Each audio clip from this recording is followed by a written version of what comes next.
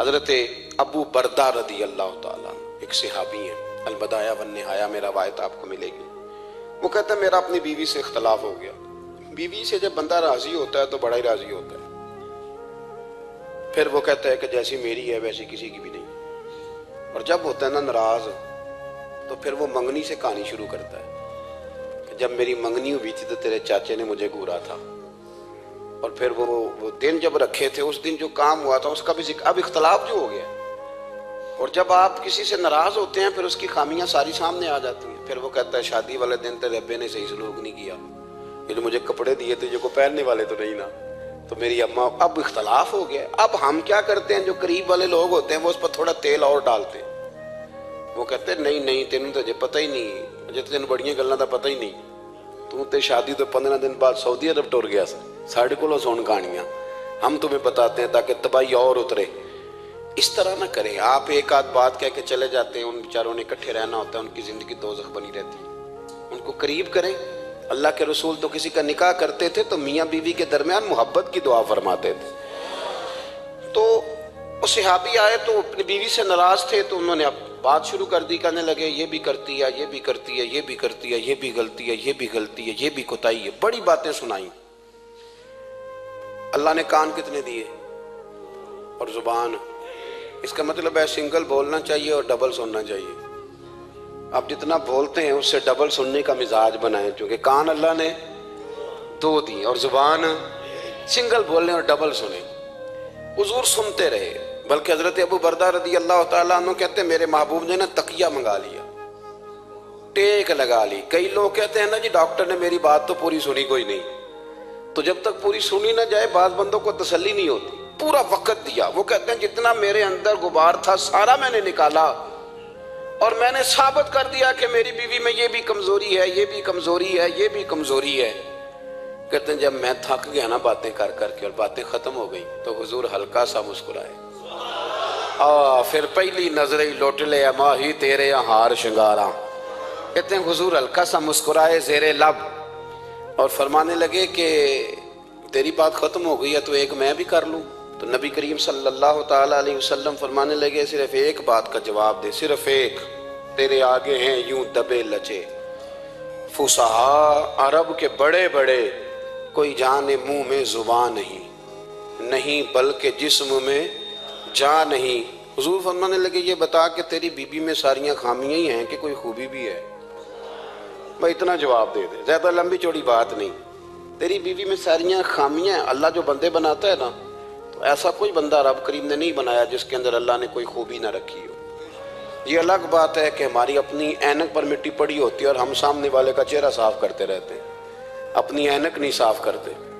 تو حضرت ابو بردہ رضی اللہ تعالیٰ عنہ فرماتے ہیں جب سرکار نے اس شخص سے یہ بات کہی نا کہ کوئی خوبی بھی ہے تیری بیوی میں، تو کہتے ہیں وہ شخص کہتا ہے میری نا بالکل ایک جملے نے سوچ ہی بدل دی ساری۔ یوں سمجھ لے کہ میں اس روڈ پہ چل رہا تھا، میرے نبی پاک نے مجھے اس والے رستے پہ ڈال دیا۔ بالکل ساری سوچ، یعنی ایک ہی جملہ لیکن ہر چیز بدل دی سرکار نے۔ حضور فرمانے لگے کوئی خوبی بھی ہے؟ کہتے میں تھوڑی دیر چپ رہا، عرض کی یا رسول اللہ صلی اللہ علیہ وسلم آپ حکم کریں۔ تو حضور فرمانے لگے اپنی بیوی سے کبھی بغض نہ رکھو، اگر تمہیں اس کی خامیاں نظر آئیں تو اس بات پر توجہ کرو جو اس کے اندر خوبی ہو۔ کہتے ہیں میں نے اٹھ کے عرض کی یا رسول اللہ میری بیوی پردے کی بڑی پابند ہے، میری خوابگاہ میں کوئی دوسرا شخص کبھی پیر بھی نہیں رکھ سکتا۔ تو فرمایا جا پھر گھر جا کے بس آج جو سب سے اعلیٰ خوبی تھی وہ تو اللہ نے تیری بیوی کو عطا کی ہوئی ہے۔ سیدہ طیبہ طاہرہ حضرت عائشہ صدیقہ رضی اللہ تعالیٰ عنہ فرماتے ہیں ایک دن سرکار مجھ سے فرمانے لگے عائشہ جب تم مجھ سے ناراض ہوتی ہو تب بھی مجھے پتہ چل جاتا ہے، جب راضی ہوتی ہو تب بھی پتہ چل جاتا ہے۔ یہ ہمارا یہ مزاج نہیں ہوتا گھر کے اندر بھی، ہم گھر کے اندر بھی نواب صاحب ہی ہوتے ہیں، یعنی گھر جا کے کہانیاں سناتے ہیں، کہتے ہیں تمہیں پتہ میں کڈا اوکھا ہوں، کمائی کڈی مشکل ہے، پیچھے پیچھے ہٹ جاؤ سارے، میں فتح کر کے ہوں، ابھی K2 سر کر کے آیا ہوں۔ ایک بچہ پانی لے کھڑا ہو جائے، دوسرا دودھ کا گلاس لائے، بیگم صاحبہ فٹافٹ آئیے، ایسے نہیں کریں۔ میرے رسول پاک علیہ السلام کی پیاری زوجہ کہتی ہیں حضور گھر آئے، کھانا مانگا، میں نے اس کی حضور میرے سر میں درد ہے، تو پڑھو نا ابن اسحاق کو، महबूब फरमाने लगे ला मैं तुझे आटा गूंद देता हूँ, तू मुझे रोटी पका दे। ये भी सुन्नत है नबी पाक की। उन चुप कर गए हो, ये भी हुजूर की सुन्नत है, ये भी सरकार का तरीका है। कभी कभी घर में झाड़ू देना ये भी नबी पाक का, हुजूर काम में हाथ बटाते थे ना अज़वाज का, ये वाली सुन्नत किस दिन अदा करनी। एक दिन मैंने जुमे में ये बात की तो एक बच्चा मुझे कहने लगा हज़रत साहब ये सुन्नत अदा तो कर लीजिए पर साढ़े अब्बे भी तो समझाओ ना। हंसना नहीं जी मस्जिद में ऊंचा। कहने लगे वो बेगम साहब एक दिन बीमार थी और सख्त बीमार थी, तो मैंने चाय का कप बना दिया, अल्लाह वो बेचारी मुझे रोज बना के देती है, तो मैंने बना दिया। तो अब्बा जी कहते पुत्र राय दी आदत ना खराब कर ली। तो अब आप तो सुन्नत कुछ और बयान कर रहे हैं। मैं कि तुसी शुरू करो ना ताकि तुहाडे बच्चे तो ना ये सवाल करन जेड़ा आज तुसी कर रहे हो। तो उसमें भी कोई हिकमत होगी। बुजुर्ग अगर कोई बात करते हैं तो वो भी कोई इतनी बुरी नहीं होती, उसके अंदर भी कोई ना कोई हिकमत होती है। लेकिन अपने घरों के माहौल में खूबसूरती लाएं। ये स्टेटस नहीं अहले इस्लाम का। बात समेटने की तरफ आ रहा हूँ। हजरत आयशा सिद्दीक़ा रज़ी अल्लाह तआला अन्हा फरमाती हैं हुजूर फरमाने लगे कि जब तुम राजी होती हो तब भी मुझे पता चल जाता है और जब नाराज होती हो तब भी। तो मैंने कहा या रसूल अल्लाह सल्लल्लाहु अलैहि वसल्लम वो किस तरह? आंखें मैंने खोल ली, हुजूर किस तरह? तो देखो नबी पाक सामने वाले के जुमलों का भी एहसास करते, ख्याल करते कि सामने वाला कहाँ से बात कर रहा है। अल्लाह के महबूब फरमाने लगे तुम्हें अगर कभी कसम खानी हो ना, तुम्हारा मिजाज है कसम खानी पड़े और तुम मुझसे नाराज हो तो फिर तुम कहती हो मुझे इब्राहीम के रब की कसम, और जब तुम राजी हो और कसम खानी पड़े तो कहती हो मुझे मोहम्मद मुस्तफ़ा के रब की कसम। तो जनाब आयशा कहती हैं मैं जुबान से हंस रही थी और आंखें मेरी आंसू बरसा रही। मैंने कहा महबूबा इतना इतना ख्याल करते, यहाँ तक आपको एहसास, यहाँ तक पता होता है, यहाँ तक मेरे रसूल करीम अलैहिस्सलाम लोगों का एहसास करते, ख्याल करते, शौक पैदा करते, वारफ्तगी होती। कई दफ़ा हुजूर फ़र्ज नमाज पढ़ के घर चले जाते, थोड़ी देर के बाद आते मस्जिद में नमाज पढ़ लेते। कई दफ़ा काज़ी एजाज मालकी रहमतुल्लाह अलैह इसको लिखने के बाद इसकी शरह में फरमाते हैं असल बात ये थी कि हुजूर जब तक मस्जिद में रहते थे सहाबा अदबन बैठे रहते थे, तो हुजूर फरमाते मैं जाऊँगा नहीं तो ये भी नहीं जाएंगे। तो सरकार घर तशरीफ़ ले जाते ताकि लोग अपने अपने काम में लग जाए और फिर हुजूर वापस आ जाते। नबी पाक सल्लल्लाहु अलैहि वसल्लम तशरीफ फरमाती हजरत आयशा सिद्दीक़ा की एक बूढ़ी औरत आ गई। उस औरत ने जब आकर के दरवाजे पे दस्तक दी और जब वो बोली ना, उसने गुफ्तगू की, उसके जुमले महबूब के समात अक़दस से टकराए तो कहते हैं अल्लाह के महबूब जल्दी से उठ के बैठ गए। हुजूर ने उस बूढ़ी का इस्तकबाल किया और हुजूर ने उसे बिठाया। फरमाती हर आने वाले मेहमान को हुजूर बड़ी इज्जत देते थे, बड़ा नवाजते थे, हर आने वाले मेहमान पे बड़ा करम फरमाया करते थे, लेकिन इस खातून को ज्यादा एजाज दिया। अल्लाह के महबूब अलैहिस्सलाम ने इसके लिए खाना मंगवाया, खजूरें दी, शहद के साथ तवाज़ो फरमाई।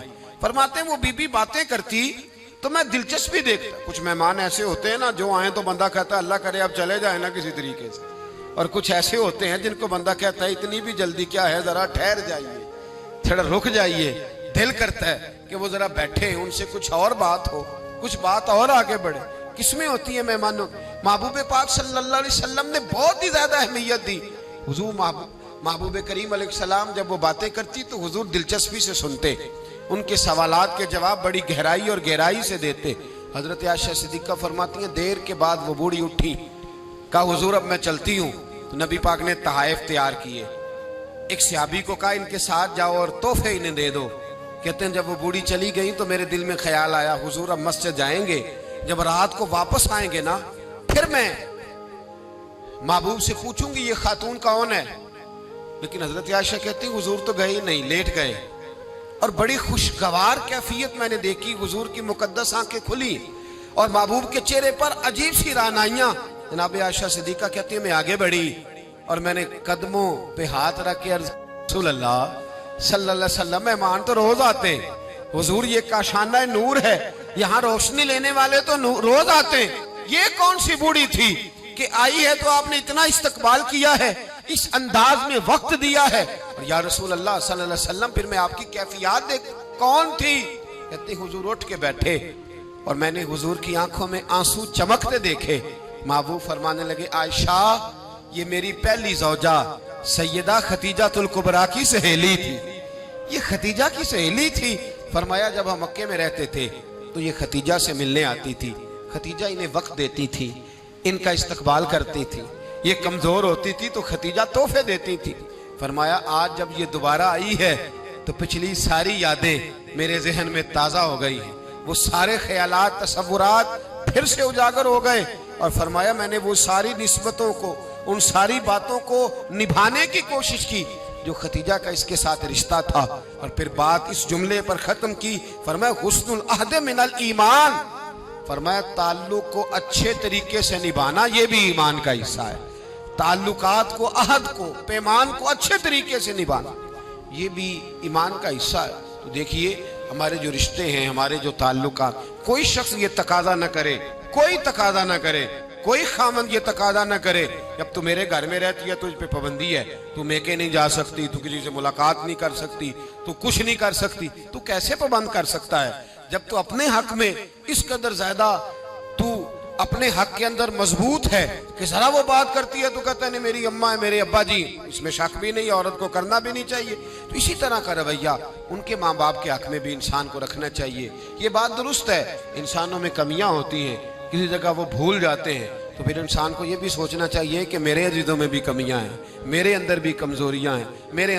ایک دوست نے ایک دفعہ ایک مضمون لکھا, ایک بات اس میں بڑی خوبصورت پڑھنے کو ملی. کہنے لگے کہ ایک میاں بیوی نے فیصلہ کر لیا, روز جھگڑا ہوتا تھا نا, روز جھگڑا ہوتا تھا, اور جھگڑا میاں بیوی کا اپنا کوئی بھی نہیں ہوتا, کسی تیسرے کی وجہ سے ہوتا ہے جب بھی ہوتا ہے. تو وہ روز جھگڑا ہوتا تھا تو ہوتا تھا ماں باپ کی وجہ سے. تو جھگڑا اس بات پہ دونوں علیحدہ رہتے تھے, اس بات پہ جھگڑا ختم ہوا کہ اب تیرے ماں باپ آئیں گے تو میں نے کوئی پروٹوکول نہیں دینا, اور میرے آئیں گے تو بھی نہ دینا, بے شک بیٹھے رہیں گے. تو کہتے ہیں کہ پہلے بیٹے کے والدین آئے, دروازے پہ دستک دی تو ملازم نہیں کھولا, روٹی بھی ملازم ہی لایا, اور جب وہ رخصت ہونے لگے تو گاڑی تک چھوڑنے بھی وہ نوکر ہی گیا. کچھ ہی دن گزرے تھے تو بیٹی کا باپ ملنے آیا, وعدہ تھا کوئی پروٹوکول نہیں دے گا, ٹھیک ہے دونوں ہی نہیں دیں گے. لیکن دروازے کے باہر آواز گونجی ابا جی کی, بیٹی کے ہاتھ میں پلیٹ تھی, وہ ڈھب سے گری, ٹھا کی آواز آئی, دوڑی گئی, دروازہ کھولا, میرے ابا جی آ گئے, بٹھایا بھی, کھلایا بھی, چھوڑنے بھی گئی. پوچھا اس سے شوہر نے کہ تیرا میرا وعدہ تھا. کہنے لگی بات اس میں شک نہیں کہ وعدہ تو تھا, پر دل کی کیفیت کا کیا کروں, جب باہر آ کے والد بولے ہیں تو میں نے تو اپنے آنسوؤں کو بڑی مشکل سے روکا ہے. میں تو وہ خراج بڑی مشکل سے سنبھال پائی ہوں, وہ تو بڑی مشکل سے آنسو رکے ہیں, تو وجود کو کیسے روکتی. رشتوں کا جو آپس کے اندر گہرائی ہوتی ہے اس کو ہم کیسے توڑ سکتے ہیں. یہ ہمیشہ رہتے, انسان کو یاد آتی. دیکھیے کوئی بلا سکتا ہے کہ بچپن میں میں اپنے بہن اور بھائی کے ساتھ کھیلا کرتا تھا, وہ یادیں روز اسے آتی ہیں, وہ روز جب لیٹتا ہے تو وہ داستانیں اس کے ذہن میں آتی ہیں. کیسے ان تعلقات کو ختم کیا جا سکتا ہے. رشتہ داروں کے, بہن بھائیوں کے, میاں بیوی کے جو حقوق ہیں یہ سارے اپنی اپنی جگہ پہ رہیں گے تو اچھا گھر, اچھا خاندان, اچھا معاشرہ تشکیل پائے گا. میرے نبی پاک علیہ السلام نے تربیت کی تھی نا حضرت فاطمہ کی. فرمایا بیٹے تیرا خامد اسی طرح ہے کہ جس طرح تیرے لیے مجازی خدا ہوتا ہے. اگر میں کسی کو سجدے کا حکم دیتا تو عورت کو کہتا خامد کو سجدہ کرے. دیکھنا, اور میرے نبی پاک کے لفظ ہیں حدیث ترمذی میں, فرمایا جو بی بی اس حال میں مر گئی کہ اس کا خامد اس سے راضی تھا, فرمایا اللہ اس کے لیے جنت کے سارے دروازے کھول دے گا. تربیت کی تھی نا, تربیت. تو خود میرے نبی پاک شادی کے بعد حضرت فاطمہ کو لینے گئے, کہا فاطمہ چلا لینے آیا ہوں. تربیت خود کی تھی. بی بی صاحبہ کہنے لگی حضور نبی کا حکم ہے کہ باپ کا, نبی کا حکم نام ماننا کفر ہے, نبی کا حکم کہ باپ کا. حضور نے فرمایا باپ کا. کہنے لگی محبوبہ بیٹھ جائیں, جب تک علی نہیں آئیں گے میں کوئی نہیں جاؤں گی. آپ کی تربیت کا نتیجہ ہے, میں کیسے چلی جاؤں جب تک شیر خدا نہیں آتے. کچی زمین پر یوں اللہ کے رسول تامت سمیٹ کے بیٹھ گئے. دیر کے بعد حضرت علی آئے, ماتھے پہ شکن نہیں. ایک دفعہ نہیں, حضور نے کہا کہ میرے گھر میں پلا ہے. جناب علی تو کچھ سالوں کے تھے جب حضور کے در اقدس پہ آ گئے. یہ نہیں اللہ کے رسول نے فرمایا کہ میرے گھر میں پلا ہے, میرا غلام ہے, ساری زندگی میرا دستر نگر رہا ہے, کیسے بول سکتا ہے, کوئی لفظ نہیں کہے. فرمایا تو ٹھیک کہتی ہے, شیر خدا آئے. تو میرے کریم رسول نے فرمایا علی اگر تو اجازت دے تو میں فاطمہ کو لے جاؤں. تو کہا یا رسول اللہ میں آپ کو اجازت دوں تو امیر حرم میں فقیر بے نوا تو کجا من کجا حضور میں آپ کو اجازت دوں فرمایا بھائی فاطمہ نہیں مانتی کہتی ہے وہ کہے او میرے بھائی دین جب آئے گا نا دین جب آئے گا سیدہ طیبہ طاہرہ حضرت خدیجہ الکبریٰ کی سہیلی ملنے آئی اور حضرت خدیجہ کے پھٹے ہوئے کپڑے اور پیبند والے کپڑے دیکھ کے تو رو پڑی کہنے لگی تم مکے کی ملکہ تھی اور دنیا تیری مثال دیتی تھی اور خدیجہ یہ تو نے کیا حال کر لیا فرمایا چپ کر میں اس حال میں راضی ہوں جس میں میرے رسول راضی ہیں جب دین ہوتا ہے نا میرے بھائی دین تو پھر کچھ نہ کچھ تصور اللہ جانتا ہے کوئی بندہ دین نہیں پوچھتا کوئی دین نہیں پوچھتا کوئی عقیدہ نہیں پوچھتا کہتا ہے ٹھیک ہو جائے گا یاد رکھ لینا ہم نے دیکھا ہے اگر کوئی بد مذہب عورت آ گئی تو اس نے تباہی پھیلا دی گھر کے اندر تباہی پھیلا دی بچے فاتحہ نہیں پڑھ سکے ماں باپ کے جانے کے بعد خراب ہو گئے حالات اپنی زندگی کے اندر رشتہ ڈھونڈتے وقت دین کا خیال کرو بیٹے کے لیے بھی بیٹی کے لیے بھی پرہیزگاری دیکھو بچہ پرہیزگار ہوگا تو بچی اگر کمزور بھی ہوگی تو اللہ سے ڈر کے اسے پاس رکھے گا جو چیزیں ہم دیکھتے ہیں پھر ان کی بنیاد تو سب سے پہلے گھر اس لیے ٹوٹتا ہے کہ گھر کی بنیاد صحیح نہیں ہوتی اس کی بنیاد دولت ہے اس کی بنیاد حسن ہے اس کی بنیاد دنیا داری ہے اس کی بنیاد میں کہتا ہوں اب شادیاں نہیں ہوتی تجارتیں ہوتی ہیں کاروبار ہوتے ہیں اب لوگ کہتے ہیں چلو یہ بھی ساتھ آ جائے گا یہ بھی اس بھٹی میں نہ جھونکو یہ زندگی کا فیصلہ ہے اور اس کے بعد گھر اس لیے ٹوٹتا ہے کہ ہم ان کی مذہبی شرعی تربیت نہیں کر پاتے توجہ ہے آپ دوستوں کی نبی پاک صلی اللہ علیہ وسلم نے کہا ہے کہ مرد شادی اس وقت کرے جب نان و نفقہ دے سکتا ہے کیا لفظ ہے جی نانو وہ کیا ہوتا ہے ضروریات ہے اس میں پارک میں جانا شامل نہیں اس میں پارک میں جانا شامل نہیں اس میں 4-5 دن کے لیے مری کی رہائش شامل نہیں اس پیکج میں وہ شامل نہیں یاد رکھیں یہ بھی ٹریننگ دیں ابا جی آگے کہتے ہیں ابا جی بچی کے ابا جی کہتے ہیں پتر بالا نو کدی کدی لے جایا کر خدا کا خوف کرے نانو نفقہ اور چیز ہے ہاں وہ مرد کی طاقت کے مطابق ہے نانو نفقہ شریعت نے کہا لیکن نانو نفقے سے مراد میرے نبی پاک صلی اللہ علیہ وسلم نے فرمایا جو خود کھائے وہ بیوی کو کھلائے جو خود پہنے وہ بیوی کو فرمایا تو اپنے گھر والوں پہ آسانی کر اگر تو صاحب حیثیت ہے تو انہیں اچھا خرچ دے کوئی عرض نہیں فرمایا اگر تو بال بچوں کو بھی کھلائے گا تو اللہ تجھے صدقے کا ہی ثواب عطا فرمائے گا لیکن اس کے اندر جو ڈیمانڈز ہیں جو مطالبات ہیں جو روز بروز بڑھتی ہوئی خواہشات ہیں جو طرح طرح کے مسائل ہیں اس کے اندر یہ شامل نہیں ہے کہ اگر بچی کی جو ہے وہ شادی ہوگی رشتہ داروں میں تو وہاں بھی 2 لاکھ اس میں نان و نفقے میں شامل ہے یہ کوئی شامل نہیں وہ اس کی حیثیت کے مطابق سلامی ہے ہم لوگوں نے بچوں کو یہ سمجھایا ہی نہیں تم نے اپنے گھر کے اندر گزارا کرنا ہے جس طرح کے بھی حالات ہو تم نے اپنے گھر کے اندر رہنا ہے وہاں رہ کے تم نے اپنا وقت گزارنا ہے نہ بچے کو اگر بچے کی تربیت کی جائے گی تو وہ بھی کبھی نہیں دیکھے گا سسرال کے ہاتھوں کی طرف کبھی کر نہیں ٹوٹے گا محنت سے کمائے گا جد و جہد کرے گا اور اگر بچی کو سمجھایا جائے گا وہ بھی ناجائز مطالبات نہیں کرے گی اپنی عزت کو اپنے گھر کے اندر محفوظ کرے گی میرے نبی پاک صلی اللہ علیہ وآلہ وسلم نے ارشاد فرمایا کثرت کے ساتھ عورتیں جہنم میں جائیں گی یا رسول اللہ کیوں فرمایا ایک تو وہ غیبت زیادہ کرتی ہیں دوسرا اپنے خامند کی ناشکری بہت کرتی ہیں ہر بات میں کہتی ہیں نہیں یہ بھی کوئی نہیں یہ بھی کوئی نہیں ساری زندگی رو کے گزار دیتی ہیں 2 کی ختم نہیں ہوتے یہاں بھی مسئلہ یہاں بھی مسئلہ ہے تربیت کریں ان کو سمجھائیں وہ گھر ٹوٹ جاتا ہے جس گھر کے اندر ناجائز مطالبات ہونے لگتے ہیں وہ گھر ٹوٹ جاتا ہے درجنوں لوگ ایسے ہیں جو سوسائٹی میں آگے بڑھنے کے لیے ڈاکو بن گئے 20 لوگ ایسے ہیں جو معاشرے کے برابر ہونے کے لیے قاتل بن گئے زمانے میں آپ کو بے حساب اور لاتعداد لوگ ایسے ملیں گے جو اپنے گھر والوں کے مطالبات پوری کرنے کے لیے اپنی زندگی داؤ پہ لگا گئے نشہ بیچا گلے کاٹے انہوں نے خون بہائے انہوں نے ظلم کیے نہ ایسے مطالبات کی عادت بنائیں اپنے گھر کے اندر فقر کے ساتھ درویشی کے ساتھ گزارا کرنا سیکھیں میرے نبی پاک سید عالم صلی اللہ علیہ وسلم نے نان نفقہ مرد کی حیثیت کے مطابق رکھا ہے عورت کو کہا ہے کہ تو اس لیول کے اندر رہ کے اپنے اوقات کو صرف کرے گی نہ بچوں کو اتنی بڑی بڑی عادات کا شکار کریں کہ بعد میں ان کے معاملات بگڑ جائیں میرے حبیب پاک صلی اللہ علیہ وسلم نے فرمایا مرد پر اس کی طاقت کے مطابق ہم نے ڈالا دوسری بات یہ کہ جب پہلی بات یہ کہ بنیاد ٹھیک نہ ہو تو گھر ٹوٹ جاتا ہے دوسری بات یہ کہ جب مطالبات ضرورت سے زیادہ ہوں وہ مرد کے ہوں یا عورت کے ہوں پھر بھی گھر قائم نہیں رہتا. عورت سے جو مرد مطالبہ کرے گا وہ بھی اس کی طاقت اس کی ہمت کے مطابق اس سے مطالبہ کرے گا, اس سے زیادہ کوئی مطالبہ وہ نہ کرے. عورت بھی جو مطالبہ, اس بات کو آپ سمجھیے ذرا, اس کی وضاحت نہیں ہو سکتی, اس اشارے کو سمجھیے. مرد بھی بیوی سے اس کی طاقت سے زیادہ مطالبات نہ کرے, اور عورت بھی اس سے کوئی ایسا مطالبہ نہ کرے جو مرد پورا نہ کر پائے. میرے حبیب پاک علیہ السلام نے بقدر ضرورت ان پر فرائض رکھے. پھر آگے بڑھیے, گھر کے ماحول کے اندر باہر والی ٹینشنیں کبھی نہ لے کے جائیں ورنہ گھر ٹوٹ جاتا ہے. جو باہر کی ٹینشنیں ہیں نا ان کو باہر چھوڑیں. زندگی میں جو آدمی کسی کی غلطی کسی پہ ڈالتا ہے وہ بہت بڑا ظالم جابر ہوتا ہے.